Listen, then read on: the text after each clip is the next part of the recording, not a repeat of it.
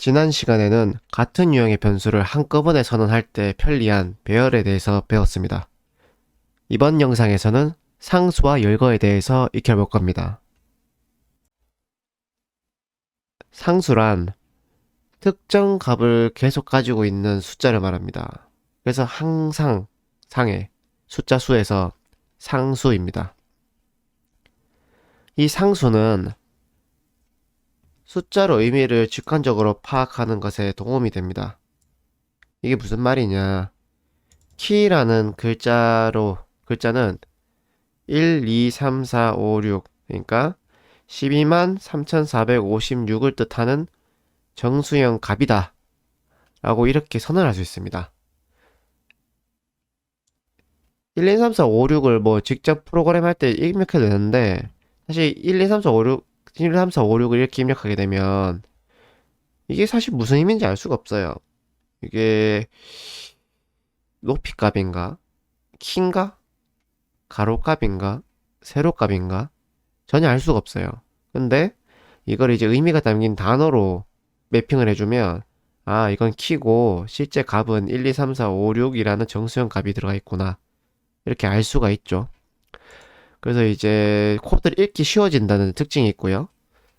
또 만약 예를 들어서 키라는 값이 뭐 바뀔 수도 있잖아요. 그때 코드 여러 군데 이 키 값이 들어가 있으면 뭐 상수로 말고 1, 2, 3, 4, 5, 6으로 들어가 있다면 이 값이 바뀔 때마다 그 코드를 다 찾아서 다 바꿔줘야 돼요. 근데 뭐 이 값이 딱 유니크하게 딱 그 값만 있다 하면 괜찮은데 다른 코드에서 이런 값을 쓸 수 있거든요. 그러면 그 경우에는 이제 헷갈려요. 이게 키 값이었나, 이게 패스워드 값이었나, 이게 아이디 값이었나, 이게 뭐였지? 이런 식으로 헷갈립니다. 그래서 상수를 쓰는 게 코드를 이해할 때 훨씬 유리합니다. 그래서 상수를 많이 씁니다. 그럼 열거는 뭘까? 열거는 이러한 상수를 나열한 것을 말합니다.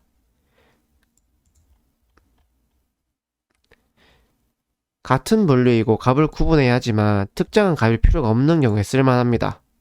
왜냐면 이 값을 넣는 과정도 솔직히 귀찮거든요. 그냥 스프링, 썸머, 폴, 윈터라는 구분을 할 건데 알아서 값을 이제 넣어줘 이런 식으로 생각을 할 수 있어요. 그럴 때 유용한 게 이 열거형입니다. 열거인 자료 구조라고 해서 열거형입니다. 계절이라는 시즌스라는 열거를 만들고 안에는 값으로 스프링, 봄, 썸머, 여름, 폴, 가을, 윈터, 겨울 이렇게 상수를 입력해 넣으면 이 문자를 맞춰서 값이 알아서 들어가요. 이거 실제로 이 열거형에 관련된 조건문 같은 거 쓴다고 했을 때 예를 들어서 이런 식으로 쉽게 이해할 수 있게 쓸 수 있죠. 코드가 매우 이해하기 쉬워집니다.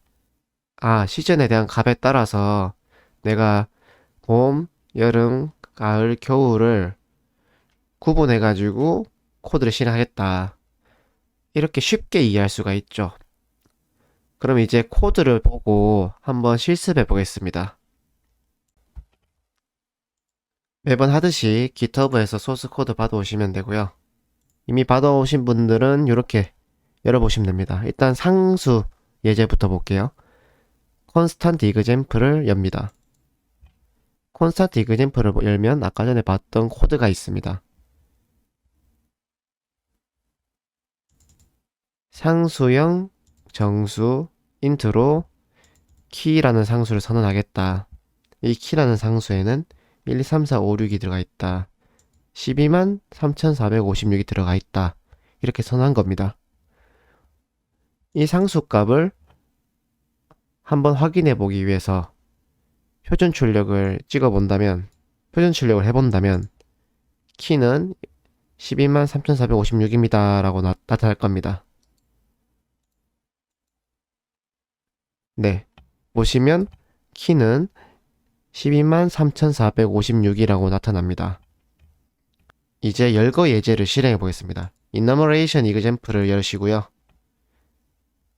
보시면, 열거형 시즌스를 선언하고, 그 안에는 스프링, 썸머, 폴, 윈터라는